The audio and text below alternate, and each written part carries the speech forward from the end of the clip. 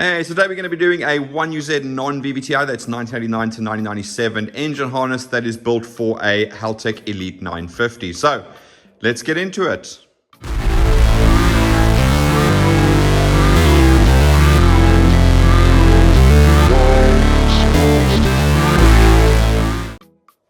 Right guys, as I said, this harness is built for a 1UZ non-VVTi. That means it fits engines from 1989 all the way to 1997.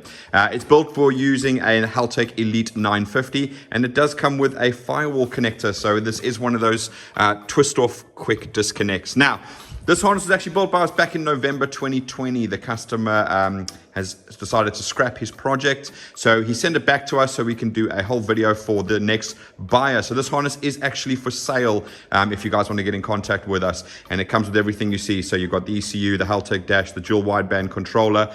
We also actually have an oil pressure sensor as well as a Bosch IAT sensor as well. So what we're going to be doing today, well, first of all, we're going to go through the entire layout of the harness, and then we're going to do the testing as we normally do with all of our videos. So first thing, let's take a look at how this harness has been built, and we'll be back in a second.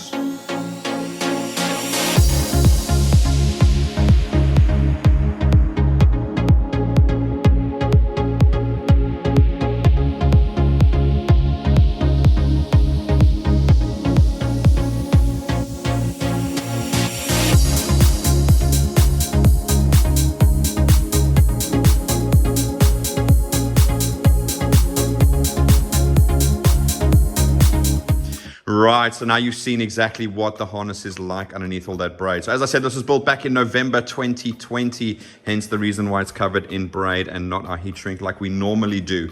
And as I said, this harness is for sale, so please get in touch if you do want to buy the harness. We'll go through the price at the end, so please stick around to the end to know exactly what the price everything is. So again, let's start with a layout, which is what we're going to do first. And we'll start right here by the ECU, as it's quite a nice simple harness. So from our firewall connector on the interior side, okay, so this is what's going to be inside the car. We've actually only got two sections. One that runs from there to the ECU. It's a single plug Elite 950. Let's move that out the way. And then we've got the section that runs to the fuse box. And that is pretty much it on the interior. Nice, simple, straightforward. Nothing major there at all. We also have the plug on the fuse box for the customer to connect. We will go through that at the end of the layout procedure, so do stick around for that. All right. So moving along from the firewall connector, there's not really much else going on here.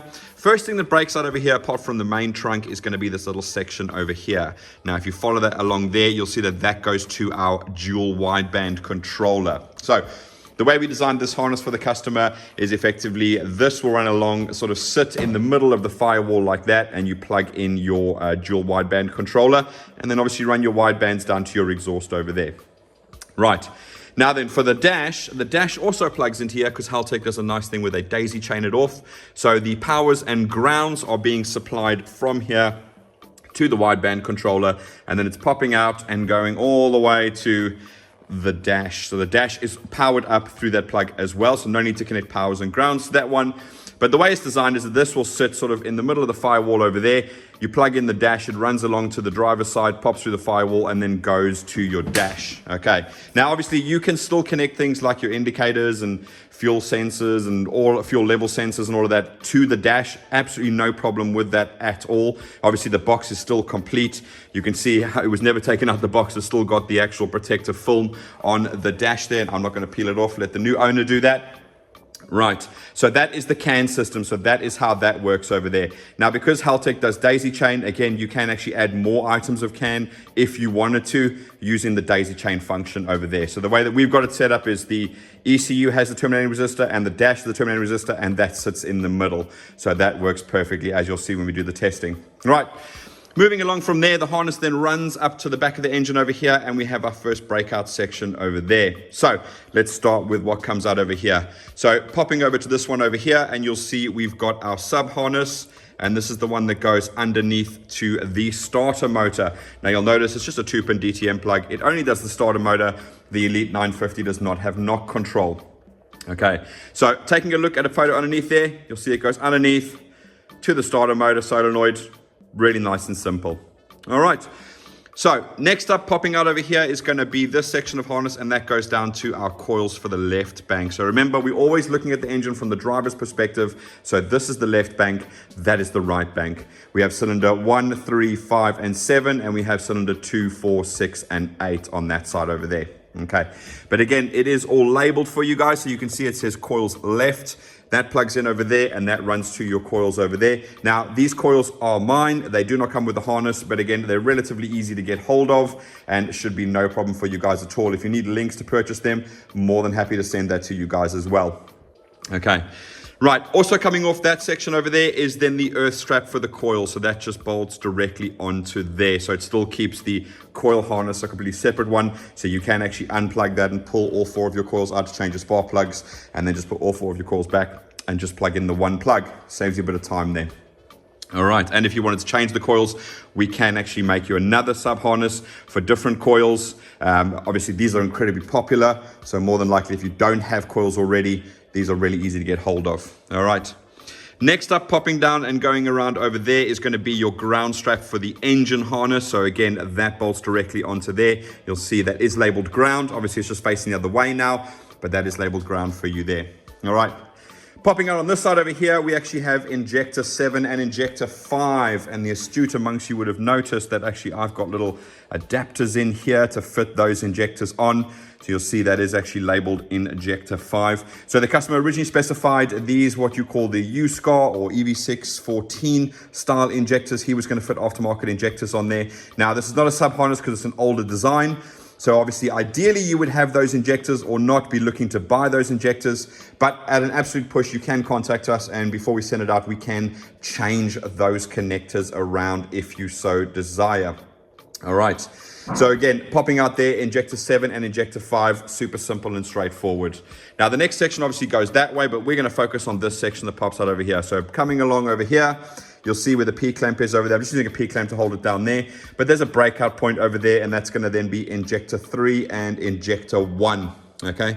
Again, I'll just see if I can pull this out so you can see.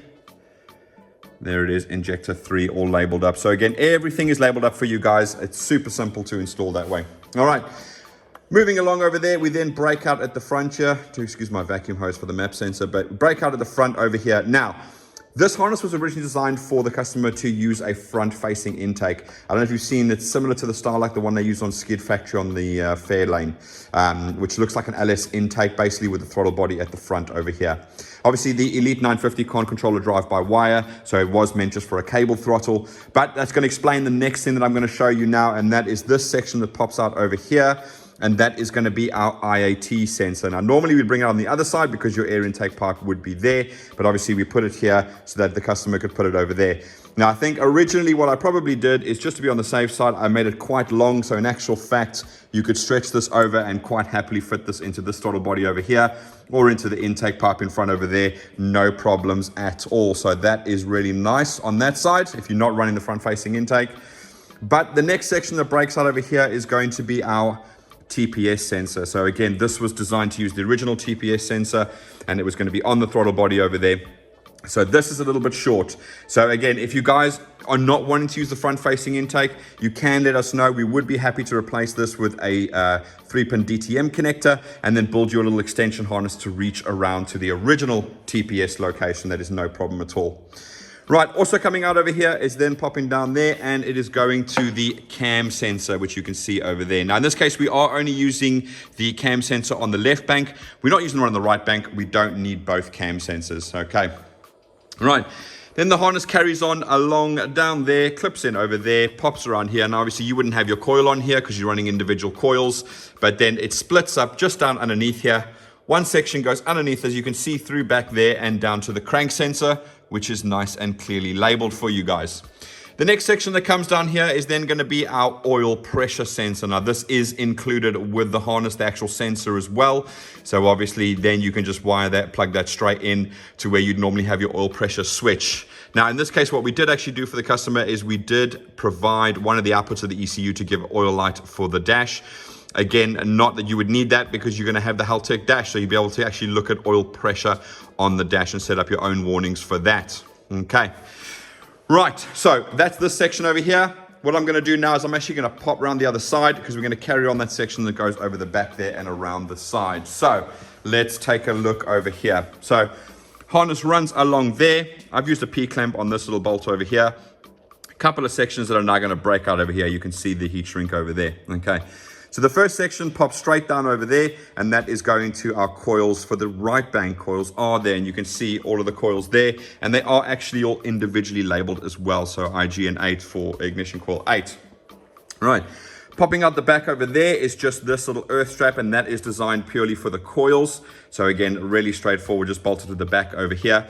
This is on the engine harness side, so you can still unplug the coils, remove all 4 coils without having to undo any types of bolts or anything like that. Pull them all out, change the spark plugs, put them all back again, and plug in over there. All right.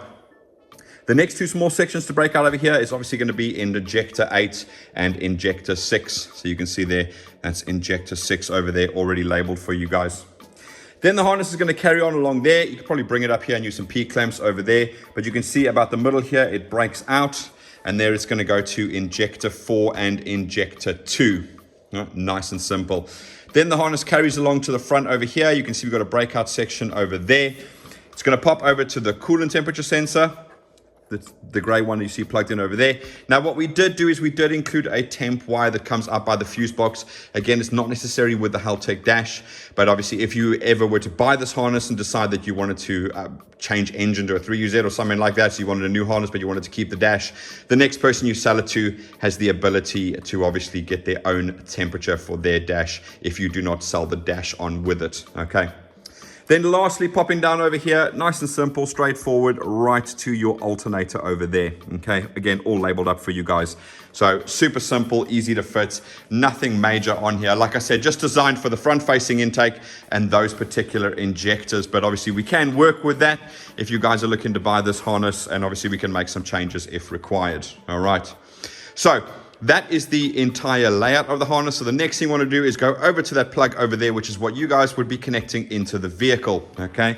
Now, if you've watched all our other videos, we normally have a 9-pin plug, but this is an older design. So in this case, we have a 12-pin connector.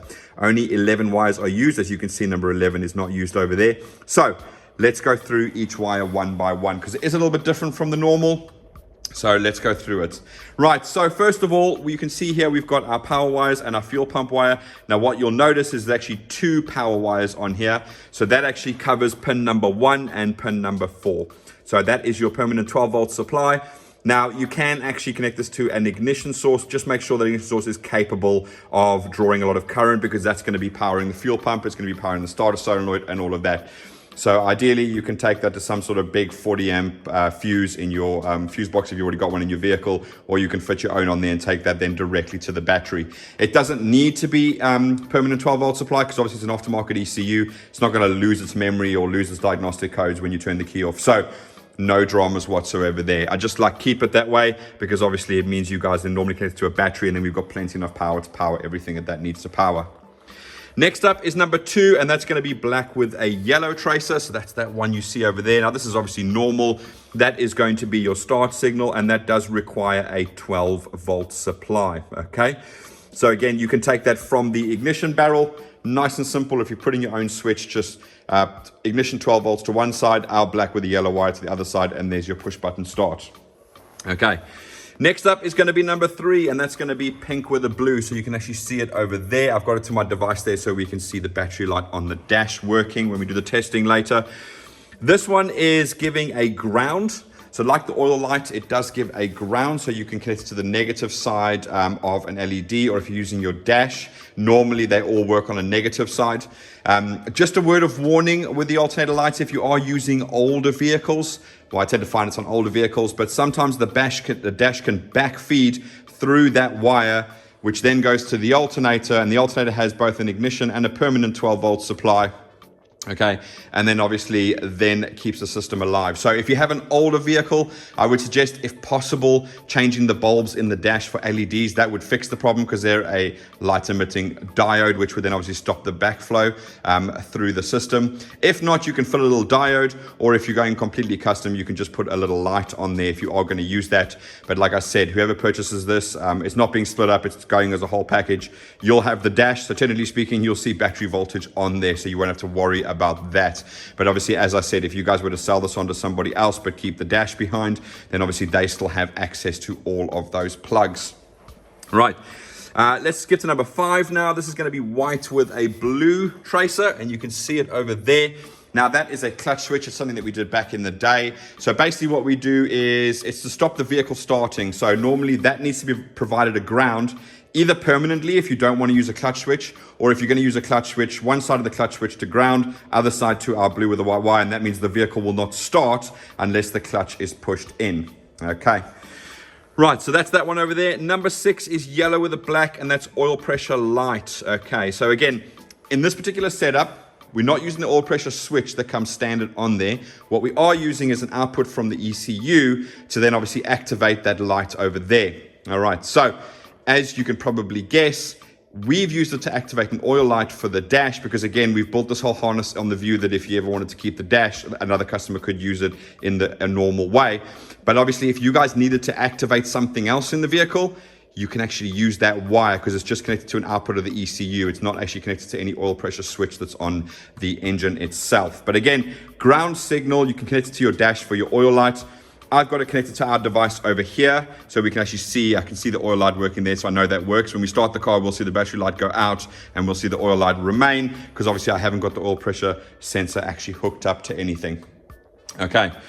Right, so that's number 6. Number 7 is your gray, and that's your fuel pump. So again, there it is, your gray wire. You can run that directly to your fuel pump. It is in the relay is in there. It is controlled via the ECU. And obviously, if you needed more power, you could just use that as a trigger for a relay in the boot by the fuel pump and provide it with more power if you have a fuel pump that requires a lot of power. Okay. Then number 8 is going to be yellow with a red, which you can see over there, and that is going to be a check engine light. Again, not going to be used if you have the dash because that's all going to come through there, but we have it plugged into our dash over there to make sure that that works. We have also put the LED inside the fuse box over there, so even if you don't plug the dash in, you can still see the check engine light from there as well. Okay, and if you are going to use that, that does give out a ground. So again, if you're going to use a little LED, then obviously this side to the ground, and then an ignition 12 volts to the other side of the LED. Right, so that's check engine light. Number 9 is yellow, and that's your tacho signal. So again, there's my yellow wire over there. I am feeding it to the dasher. We'll get a tacho signal from there, and obviously via CAN, we're going to get a tacho signal over there as well. Okay. Number 10, black with a red, and that is your ignition 12 volts. So that's this one you see over here, black with a red tracer. Now, that is obviously ignition 12 volts. If you are using a key barrel, word of warning, your key barrels have an accessory and an ignition feed. The accessory feed has the power cut to it when the vehicle moves to the start position.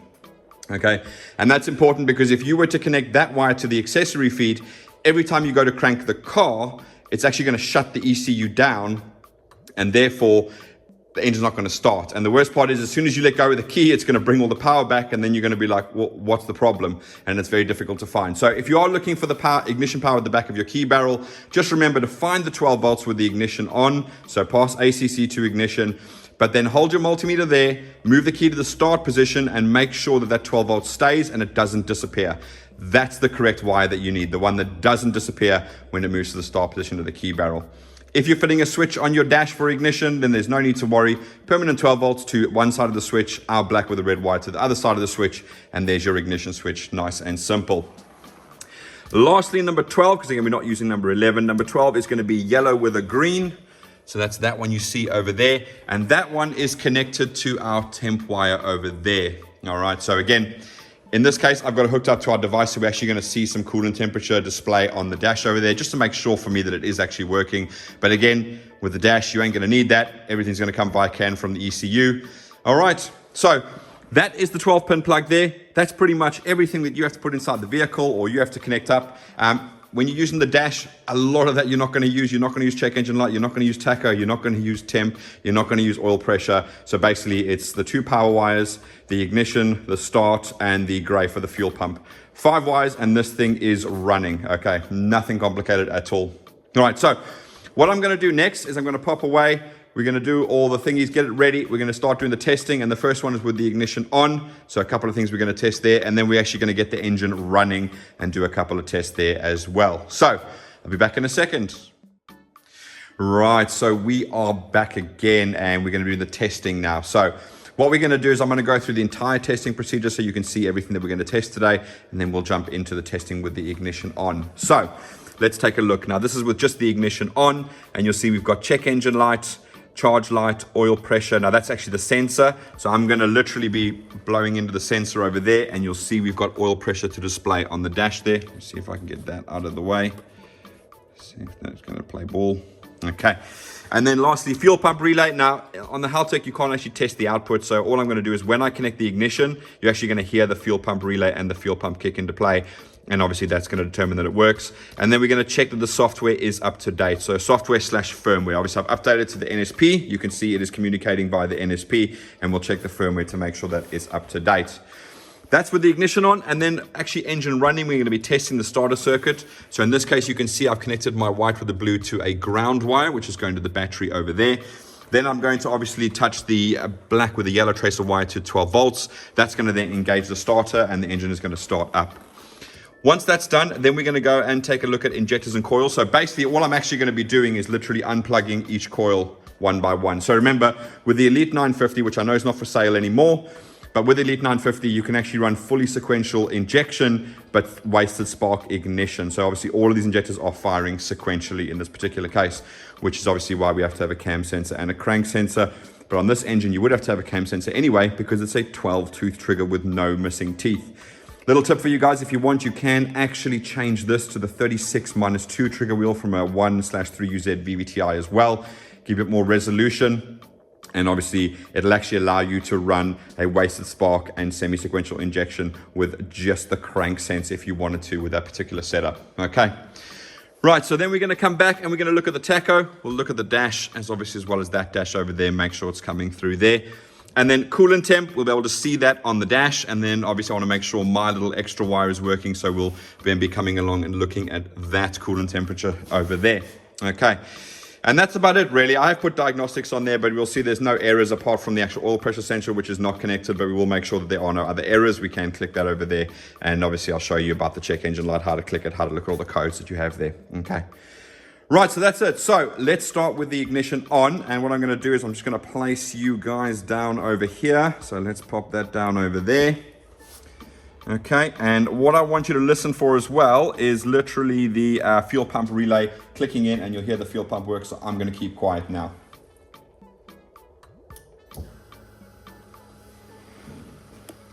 There you go.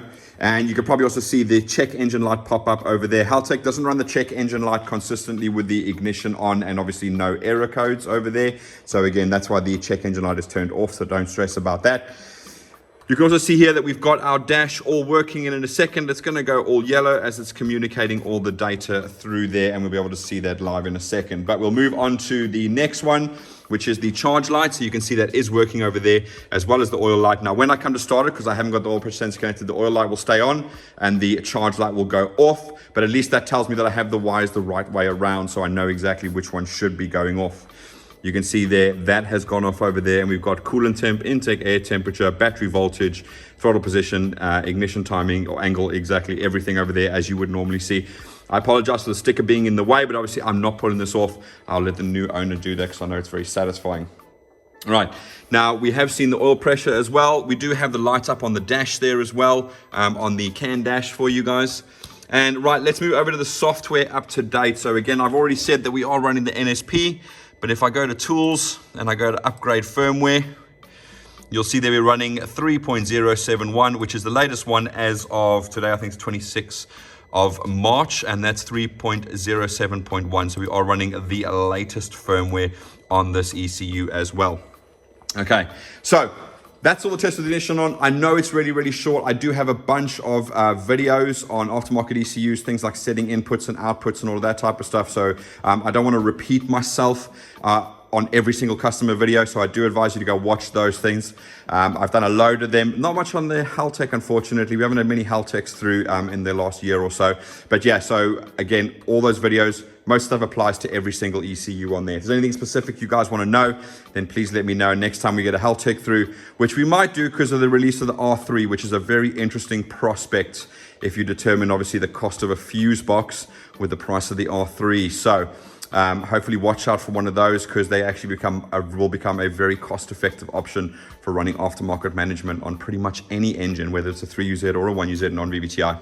Okay, right, so let me get everything ready. I'm going to get the engine started so we can have some coolant temperature on the dash there, because I don't want to wait for ages for it to happen. So I'll get the engine warmed up. We'll be back in a second. Right, guys, so now we're back for the testing with the engine running, which is the much more exciting part. So I'm going to do a quick recap of what we're going to be doing, and then we'll jump straight into it. So nice and easy. First one is the starter circuit. So again, just making sure I touch the black with the yellow wire to 12 volts. Engine cranks over and starts. Then I'm going to pop over to each injector and pull them out one by one to make sure that each and every cylinder is firing. We'll come back and look at the tacho signal both on there and on the dash as well, making sure they are working. We'll also come back for the coolant temp. Now, as I said, I have let it warm up a little bit so you can see our level there. Hopefully by the time we finish the testing, that would have raised up a little as well. And obviously we can see the coolant temperature on there, which is currently 43 degrees. Then we'll come back and we'll look at the diagnostics, because as you can see here, we have one code, and that'll be for the oil pressure sensor. So without further ado, let's jump in and get her started up. So nice and simple, yellow with a black wire to 12 volts. There you go. So that is fantastic. She starts up no problem at all. So let's go and look at those injectors and coils. And I'm going to start on this side over here. So cylinder number 1, number 3, number 5. And lastly, change hands, we're going to go on to number 7.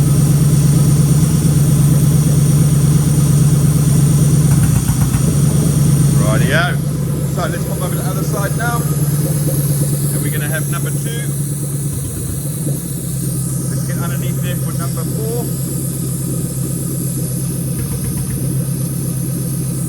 Pop over there for number 6. And lastly, number 8. Fantastic. Okay, so she's all firing as she should. Next up, we look at the tacho. You can see we've got our tacho signal there, as well as there, and they match entirely.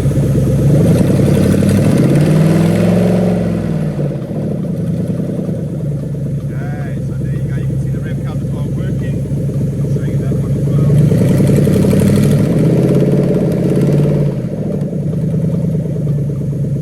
Rightio. So again, nice and simple and straightforward there. So it's the tacho coolant temp. We can slowly see that that one is starting to rise, because we're at about 53 degrees now basically. And lastly, over to the diagnostics, and you can see here we've literally just got the oil pressure sensor operating exactly as I said it would, but we've got the check engine light on there and the check engine light on there. Okay, let me just kill the power. Let me get rid of my ear defenders as well. Okay, but yeah, overall, hopefully you heard all that, but basically exactly what we expected. We only had the one error for the oil pressure, again, because it's not connected. So that's relatively straightforward. No other errors on the ECU. Obviously, you can set the errors yourself and the severity of the diagnostic trouble code as well. So again, that is in your hands when you want to set the CC up on your particular engine. Right, so everything's working, 100%, super happy with it, no issues whatsoever. As I said, the customer never took it out the box that we sent it to him. So basically this has never been on an engine, never been used. So that's exactly what I would expect. Okay, so as I said, obviously price we're going to do at the end now. So effectively what I did to try and get a comparison. Now I did go over the drawings. I made sure they were up to date. And I have quoted, if we were to rebuild this entire harness today, obviously using heat shrink instead of braid, etc., etc. But same firewall connector, with the Elite 950 based on the old prices, with the dash, with the dual wideband controller, the entire thing, all brand new plugs on there for it. And that total, including VAT, comes to 397,836 or 331,529 excluding VAT. So that'll give you an idea, obviously, of what the harness is sort of worth. We could probably knock off about 300 quid for the fact that we haven't got any heat shrink on there, but obviously braid looks nice as well. So price wise, the customer's looking for £2,000. So effectively, the way I see it, save yourself £1,000, which is basically the price of a Haltech dash on its own. So you could technically say you're getting that for free if you were to buy this particular setup as it stands now at the moment. So yeah, so £2,000. Obviously, there's no a VAT on that because obviously we're selling on behalf of the customer. It's not going through us. But also excluding shipping, because we are opening it up obviously to everybody. So if you guys in Australia or something want to buy it, it's absolutely fine. We can get you a price on the shipping. As I said as well, we're happy to make some changes to the harness as well within limitations. Obviously, we can't completely change it all around, but we are more than happy to. We should have enough wire on the injector plugs to change those if they are required. The intake air temperature should be plenty long enough to reach there if you're not using a front-facing intake. We can put a DTM connector on the TPS and create you a small section to run there to the TPS if you are maintaining standard one. Obviously, if you are going to use those injectors that require this connector anyway, then obviously absolutely fine, straightforward.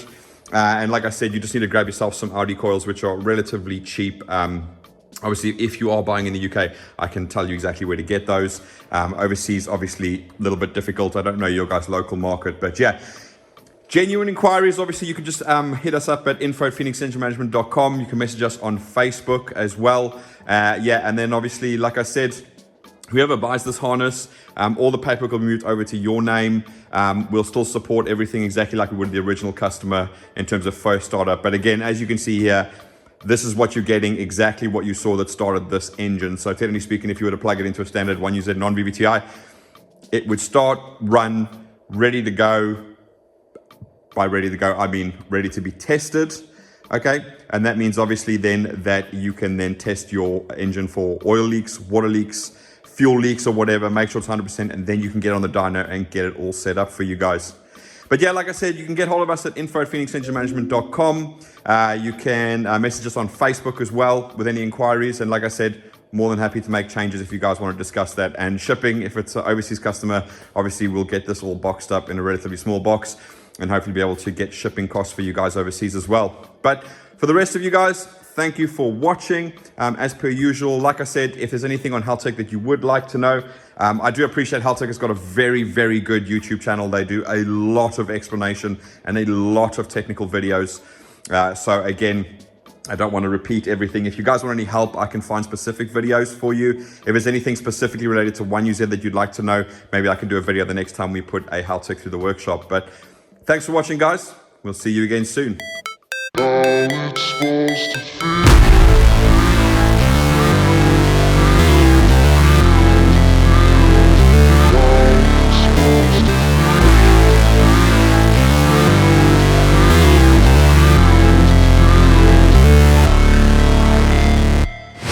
Never break, always fight, never quit, do it right, play the game, win it life, have no shame, there's no time, feel the pain, live the grind, I could change, in my mind, pick a lane, commit and climb, the only way to win it life. I never miss, that's fact, taking big swings, put your hand to the bat, put me in the ring, you'll go out in a bag, cause I sing what I mean and I bring it to the mad light. Ain't got time to kill, I got time to feel, I took the red pill, I know life's short so I wanna live real, but how's it supposed to